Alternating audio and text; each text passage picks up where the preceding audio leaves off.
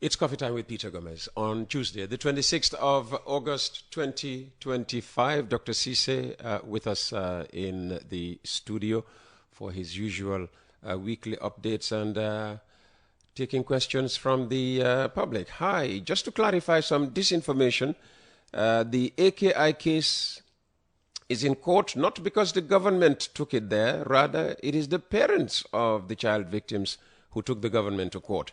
The government has abandoned the AKI victims long since. Secondly, peaceful assembly without procession and use of loudspeaker is guaranteed without the need for a police permit. This is clear in the Constitution and the Public Order Act.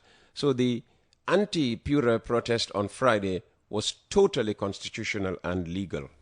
That is why we have the courts. The courts interpret the law. That is why it's in the courts. It's not for me to interpret the law. People have different interpretations of the law. I'm not a lawyer. I'm not a legal luminary. I believe the person who wrote this, I'm not sure who he is, whether it's illegal, he's not the courts. That is why it's in the courts. Let the courts decide that. Whether it is illegal or not, the courts will decide that. And then whatever the court decides is what the verdict is, and everybody will accept that. Which part of the two issues were you answering? The second one? The peaceful I'm talking about issue? the peaceful. Oh, no, it's not a disinformation. I said it's in the courts. Is it wrong to say it's not? He accepts it's in the courts. I'm not giving disinformation. No, he's saying the government did not take it to the courts. But I never said the government took it. I said it's in the courts. Well, the texter asked what action government took about, the 60, put it at 60, but I'm saying it was way more than 60 kids who died. This is from the AKI. There was a parliamentary inquiry, and recommendations were given, and government is implementing those recommendations. Okay, it's interesting how you answered this. What if I tell you now that they came from Madi Jobate? That's what I'm saying. So I'm not sure. Okay, he's recovered from the tear gas yesterday. My brother. What do you mean tear gas yesterday? I saw his picture. He said it was tear gas that day opposite the at the event. I wish him speedy recovery. What though. event? Talk to me about this event. I think that the court case outside. How can you say I think when you know that? Yeah, I mean I saw it on the news. I wasn't there myself. I just saw that he was tear gassed. I saw him on some oxygen masks, and I wish him speedy recovery. Hi, Uncle Peter. Can you please ask the Honorable Minister, Dr. Ismaila Ceesay, how can a person in the United States renew his passport? What are the procedures? And this is from somebody called Abdullah Ba. Well, it depends on what passport he has. If it's the machine-readable passports, he'll just have to send his expired passport, a photocopy of it, and also a permit showing that he lives in the U.S. and it can be renewed here without him coming. If it's a biometric pass, he has to either come to the Gambia or wait for the mobile team that is currently in the diaspora to come to the U.S. Last month, they were in, this month they're in Spain. Next month, they'll go to Italy. I'm not sure when they'll be in the U.S., but I know that there's a mobile team going to the diaspora to enroll Gambians for the biometric passport. Now, if he is in the U.S. and the mobile team has not reached there yet and he wants to still renew his passport, he has two options. If it's the machine-readable, send your expired passport photocopy here to the immigration to your family member and also a permit to show you reside in the U.S. Or if it's the biometric, if you cannot wait for the mobile team to come, you have to come to the Gambia and renew it here. Good morning, Uncle Peter. Can the Information Minister kindly ask NAWEC when they will connect our meters? For the past 8 months, the meters have been pasted on our wall without electricity.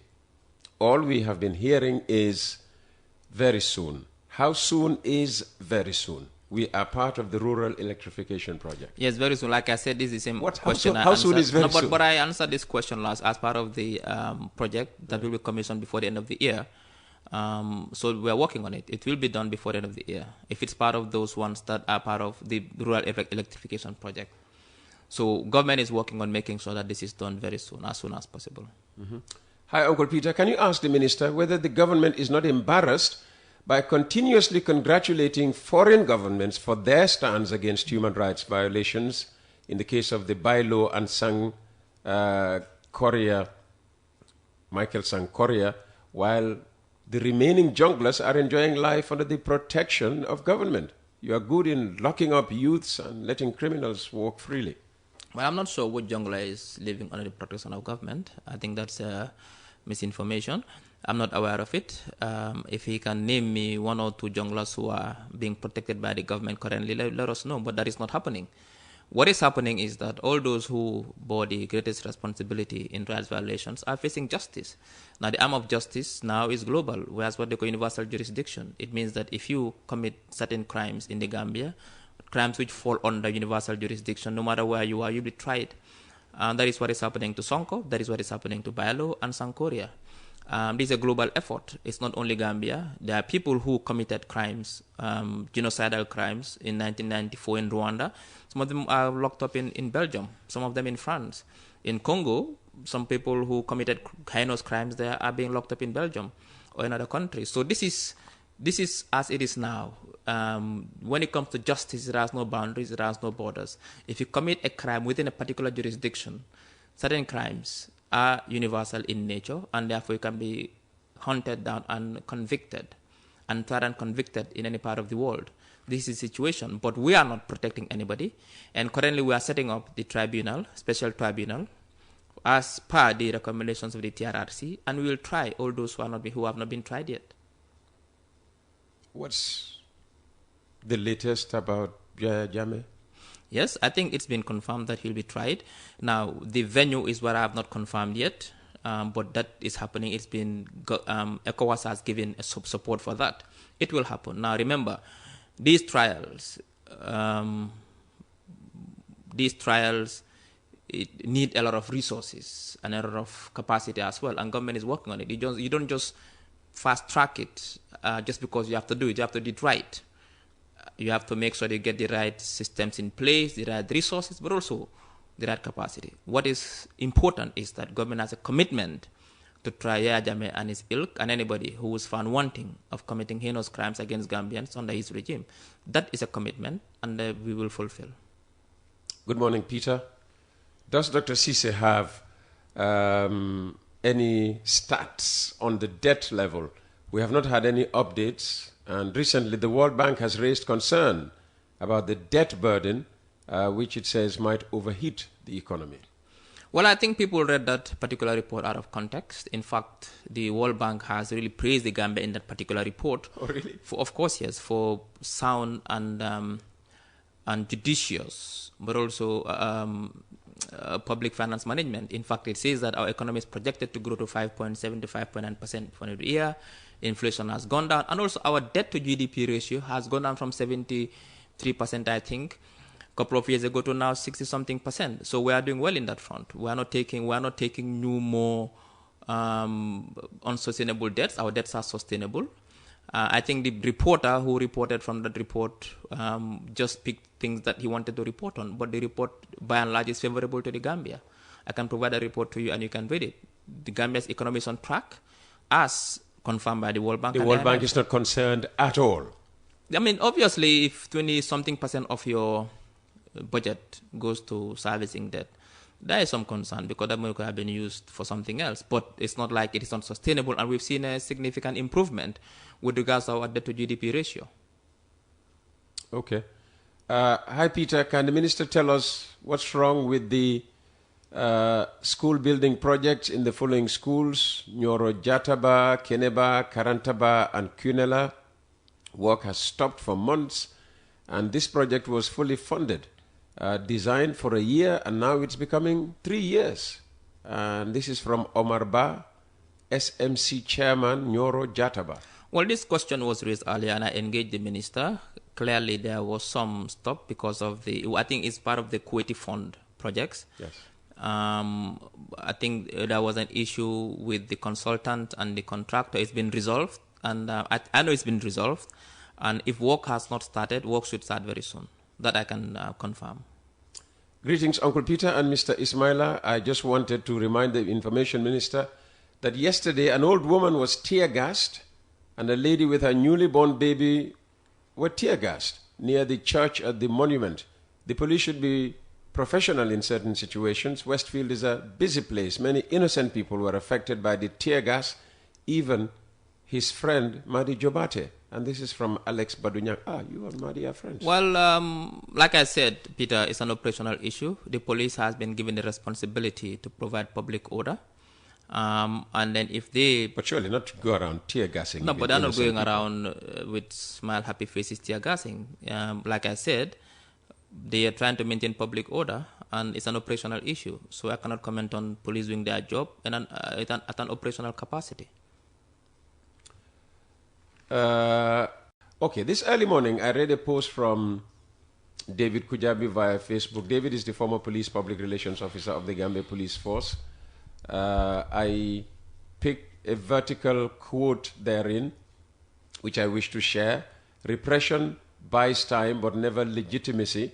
I agree entirely with him that the borough administration, which seemed too blinded by their political desire to maintain political power, may fall victim of their own use of repression for political goals. I join all Gambians in demanding the immediate and unconditional release of youth political detainees. But that quote, repression buys time but never legitimacy. I think whoever used that quote is just trying to be fanciful, because no one is repressing anybody in this country. This country now is freer than ever before. The rule of law is being applied at all levels. People are freer now to speak their mind. And the police is applying the law within the bounds of the law, obviously. So if the police are forced to resort to actions to maintain public order, that's an operational issue. That doesn't mean that there is repression, so systematic repression in this country. We all know what systematic repression is. We've experienced it under the previous regime, and you cannot compare it to what is happening now. Like I said, there are incidences which are unfortunate and can be unfortunate, but the police are forced to do a job that is to maintain public order. And in executing that job, if they resort to certain actions within the bounds of the law, so be it. But for people to go out and say repression is happening, I haven't seen repression in this country. I live in this country. I have lived in this country before. I know the difference. I have heard people in some quarters saying that the president is using the Ajame tactics. I mean, this is the most disingenuous and most dishonest statement I've heard in my entire life. It's no way possible. We all know it. We all experience it, except if people are trying to be dishonest. But we know the difference between the two regimes and the two governments. The police are being taxed to protect life and property and to maintain public order, and we should trust them to do their job. Hello, Peter. Well, tell Ismaila that what UDP Dabo said about the corruption issue is nothing but the fact. The government is just playing with people's mind. And again, headhunting key competent people in key areas of the cabinet is what the government does all over the world. Have you ever seen a position being advertised for a ministerial position? But this is not a ministerial position. This is a commission for the Anti-Corruption Commission. The appointment procedures are laid down in the Act. You cannot violate the Act. The Act says that this is the way in which recruitment should be done. How can you go and now do something else outside of what the Act says? It's not possible. Okay. So, like I said, it's a matter of opinion. I have the facts. Let them bring me the facts. You cannot just come out and say... No, bring out the facts if you have the facts. But I gave the facts about the measures we've taken. Okay. If you tell me that we are not serious in fighting corruption, bring me the facts. Tell me, why do you say that? What did we do to show we are not serious in fighting corruption? Now, I'm telling you we are serious, and I give you what we are doing. This is the fact. So people cannot just sit and make blanket statements and make superficial statements to say, oh, it's not serious fighting corruption. No, tell me, what did we do? What specific actions have we taken to show that this government is not serious in fighting corruption? I'm telling you that we are serious, but I'm giving you the steps, step by step, with data. I'm giving it to you. Now bring me the data, bring me the facts. Bring me the facts. I'm telling you how much we are gaining fiscally in our drive to fight corruption. Now come and tell me how much we are losing in our dereliction of duty insofar as the fighting of corruption is concerned. Nobody's giving me that data. Good morning, Uncle Peter. Please ask Minister Ceesay, how did it go with helping us with electricity in Rumba and Sare BG villages? Because he once said that Minister Juara told him that the Chinese are the ones sponsoring the West Coast Electrification project. When are we expecting them to help us? Like I said, I know you would say very soon. It's, yeah. How soon is very soon? Yeah, but like I said, Peter, the president has made a commitment, universal access before the end of 2026, and we are on course. This is part of the Chinese government-sponsored project, and we thank the Chinese government for this support. It will happen. Now, we cannot electrify the entire country in 1 month, in 2 months. Some places that never had access to electricity before, in very remote places, now are enjoying electricity. We are not leaving anybody behind. It's a matter of whose turn is it. Their turn will come. And very soon they'll forget that they never experienced blackout in their lifetime. Good morning, Peter. Please ask the Minister why banks impose 23% on loans given to customers, but only 1% on fixed deposits. Well, this is a monetary policy. I cannot respond to that. Why? The central bank makes monetary policy. And in making their monetary policy, they take into account different factors. Central banks all over the world make public policy. Sometimes they look at the economy and either increase or reduce interest rates. So I wouldn't know exactly the mechanics of it. What I can know is that it's part of monetary policy. Let me make a correction. I said the Public Finance Management Act was at Parliament. I thought I've just been corrected by a colleague minister that it is at cabinet level and maybe tabled soon at the National Assembly. So that's and I thank the Honourable Minister of Justice for sending me that rectification. It's not at the National Assembly, it is at cabinet level, and very soon it will be tabled at the National Assembly. Well done, Dauda. That's what they should be doing. I mean, when you come here, you try to address issues, relative to their ministry. So when they hear you say something that is not entirely correct, if not entirely wrong, they should, send you a message to help you, because otherwise you would leave here and people would say, well, I get this all the time. He only comes there to spew misinformation. No, I mean, people who don't want to hear the right information will take my words and twist it and transform them into misinformation because they want to hear something else.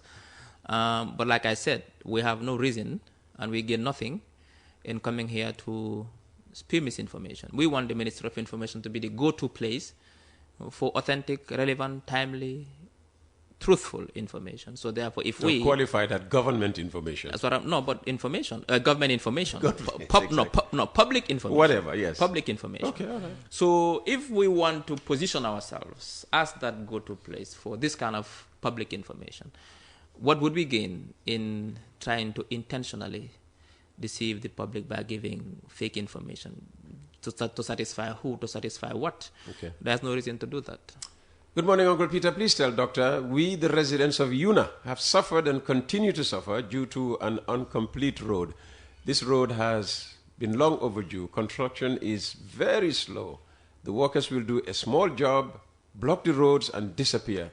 If they can't complete it, please, they should allow drivers to at least use the main road. We deserve better. Well, I think I feel your pain. This Yuna thing has feel the pain of been going on for a long time. I think it's been going on. I think I need to now engage Ibrahim Silla again. Immediately after here, I'll engage Ibrahim Silla to see what can be done to really do something about this road. Because now the complaints are becoming louder.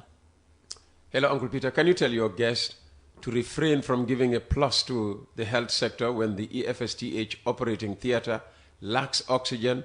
As I was on their appointment list, all procedures were done.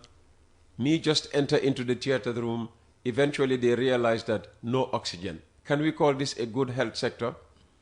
No, then something is not right. I mean, for the first time in the history of EFSTH, yeah, we have a central plant for the manufacturing of oxygen. It's like, for example, and this is it's either under construction or I think it's been inaugurated now. Oxygen should not be an issue at EFSTH. It should be something else, but not oxygen. Before, they used to buy canisters to bring in, and sometimes they are finished. But now they have a centralized plant there inside the FSH that produces oxygen and direct supplies all the beds and theaters. So it's something else, but I don't think that should be the case. It should be some other problem, but not the lack of oxygen. That is a thing of the past at the FSH hospital.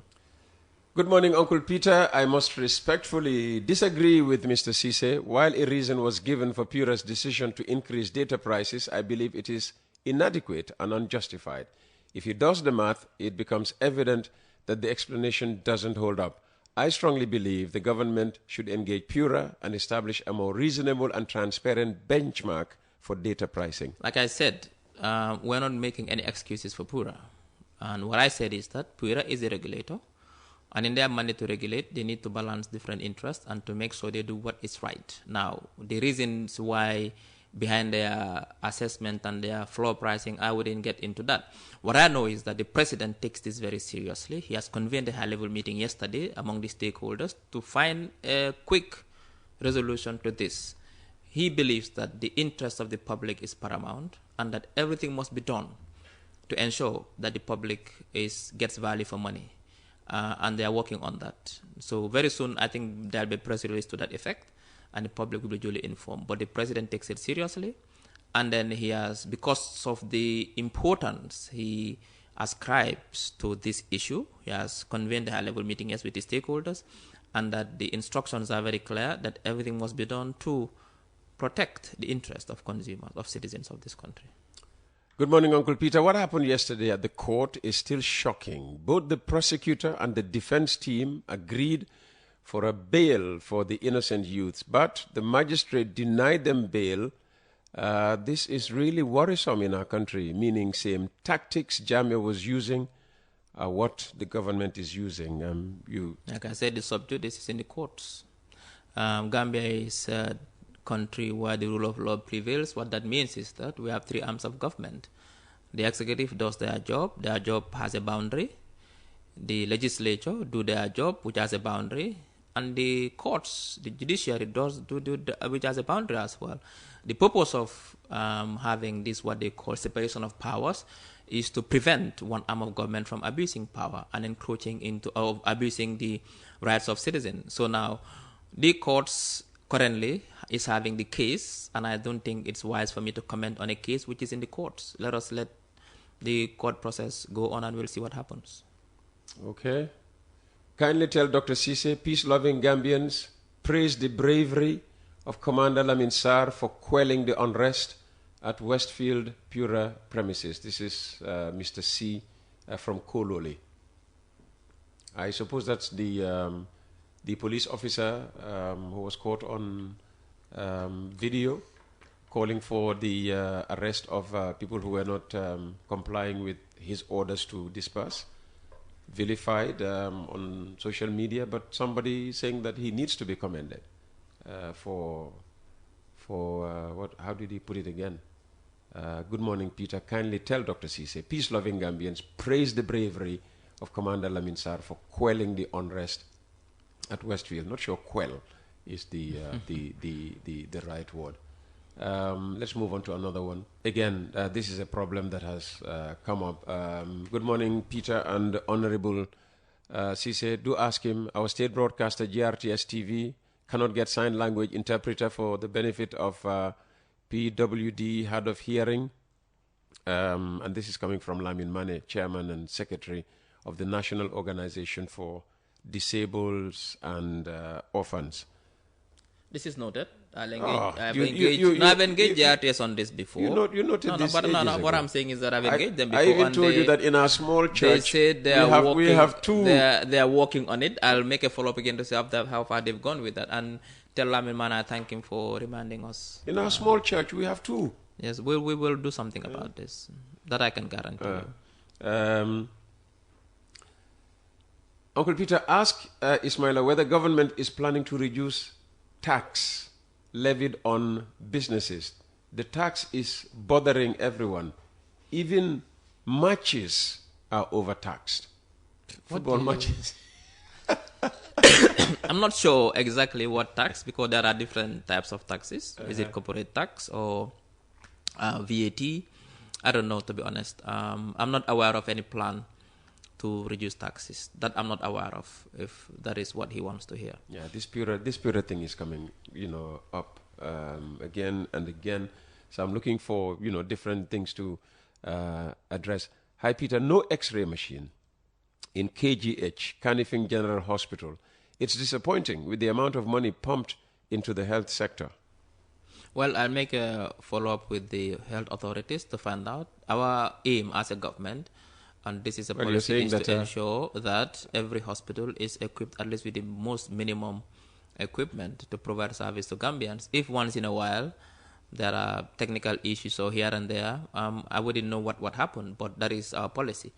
And I think so far we've done a lot in the healthcare sector, both in terms of the soft component and the hard component. When I say soft component, I mean the training of health of medical personnel. For the first time, we have a postgraduate program at the hospital. We have locally trained consultants and specialists, which will be deployed across the country to support healthcare services across the country. But also, we've also... That's the personnel side. Equipment side. There's no for the first time, no X-ray machine the amount of... at Canifing General Hospital. That is what he's saying. Maybe there is a technical issue. I wouldn't know. Like I said, I wouldn't know. I'll find out. What I'm telling you is that what we've invested in providing equipment in healthcare facilities across the country, I don't think it's been done before ever in the history of this country.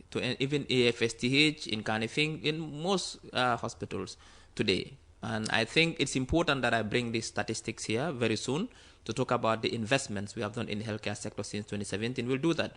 But in this particular case, like I said, I cannot confirm it. I cannot deny it. I'll engage the health officials to know exactly what has happened. It could be it is there. It could be there's a technical problem. It could be there are other human factors. We don't know. Like I said, we'll find out what's happening. Good morning, Uncle Peter. Please tell Dr. Ceesay, or rather ask Dr. Ceesay, why the airport roof is always leaking during the rainy season. Well, we didn't know. It's been an issue that has been raised before. We will engage I'll engage the minister again. It's under Ibrahim Asila. I hope he's listening to find out what's happening. Okay. Good morning, Uncle Peter. Please tell Dr. Ceesay, we have Gambians studying online at the International Open University. With these high internet costs, it's not going to reduce their suffering. Well, when you say high internet costs, sometimes I want to take this in perspective. Has internet costs been increased in this country from previously or what? Because that's what it sounds like now, that PURA has increased the cost as to what was existing before. The way I understand it was that prices were at a particular level. Then there's a price war, you would call it. Yes, prices were at a particular level and people were complaining that prices were at that level. Yes. And then they started coming down and everybody was just beginning to relax. But and what you hear is PURA came in and said, no, you cannot go that low. That's what I'm saying. Like I said, it's a regulatory issue. But what I can tell you is that government has a policy. That is why government is investing a lot in our digital infrastructure. Remember, pricing is affected by many factors. Investing in the digital infrastructure with a view to what? To make sure that we reduce internet prices in this country and provide service. If the operators who are being blamed, for, profiteering and whatever, have decided, on their own, to lower their prices. But if the regulator realizes that in doing that, it be detrimental to the market, to the MNOs themselves, but to the government or to even the consumers. So government getting taxes from these is more important than people enjoying. I said the MNOs themselves. That is the argument. No, what I'm saying is that if the MNOs these are the highest paying taxpayers. That's the argument of PURA. I'm putting it to you. I'm not asking you. That is not the only argument of PURA. What PURA is also saying is that if MNOs engage in an activity which is also self-destructive to their business and will possibly take them, PURA will have to act and regulate the market and because government cannot get the taxes it is getting from them anymore. What I'm saying is that if PURA is producing 1 gig at $100 and they're selling it at $10, they're losing $90. It's not sustainable. Why is that your problem? It's our problem because it's your problem because then if PURA, if one MNO goes out of business, how many people lose their jobs? It affects the market. And your taxes. No, what I'm saying is that, Peter, let's understand this. PURA has to regulate, like I said, and PURA has to make sure the interests of MNOs, yes, they want to go in a price war. They want to get as many customers as possible. But PURA has to regulate the market, and we need to trust PURA to do their job. Like I said, this thing now is at the presidential level. The president has convened a high-level team, and they're working on it. Okay, and we will make sure the interest of the Gambians is paramount. Good morning. Thanks for the program. My question is, what's the position of GCC PC in the current PURA saga? I think they released a statement, so the statement is public knowledge. I can't really disagreeing with the position of PURA. Well, I think yes. I don't know the exact details, but it's there. Can you ask Dr. Ceesay why government is still not issuing ID cards in the country? government is issuing ID cards. Mansakunda last Friday was the Minister of Interior, and he answered that question satisfactorily, that we are now issuing ID cards. In fact, we have a lot of ID cards, there are thousands to be collected, and people are not collecting them. We are issuing ID cards in this country. There was a period when it was a bit slow because of backlogs, but now we are issuing ID cards. Dr. Ceesay is the best information minister this country will ever have. We should all support him to execute his work. Even the opposition respects him for his competence. And this is from Alassane Dramé. Well, thank you. Are you related to Alassane Dramé? It's 10 o'clock. You can take a few more. Did you see the Sepras report? You want to discuss the Sepras report? No. It's just an interesting report. Because that's what we discussed with CD. That's why. Oh, okay, CD. Okay, I missed it. I got the last detail of it. I knew you would enjoy the Sepras report. But your president won't get 75% according to that. Well, like I said, Peter, we are not focused on the Sepras report. We are focused. Why did you bring it up then? We are focused on doing what we are doing, what the president is doing to deliver service to the Gambian people. We cannot be distracted by a report. Okay. Good morning, Uncle Peter. The guy who was arrested for selling bread for less the price, it was the Bakers Association that used the police against him because his price didn't favor them. The police should investigate thoroughly because all the neighbors came out supporting the man. This is from Lamin Jallo of Latrikunda. And I think I'm hearing two stories. The last time it was confirmed that he was arrested because he was operating outside of the approved hours, and now they are saying it's the price. So we need to confirm which is which. Absolutely. Dr. Ceesay, thank you very much for your time. Thank you. Just in wrapping up, or is that it?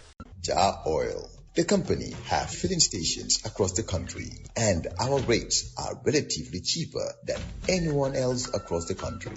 Jar Oil is the biggest producer and distributor of cement in the country with the most competitive prices in the market.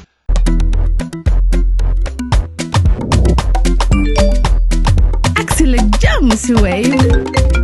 Yo, apply. Yo, luta do dede. Luta mo nulo jël moto nga andil ma xaalis. Hello? Busel mu fine. What? Busel mu fine. Oh. Yes!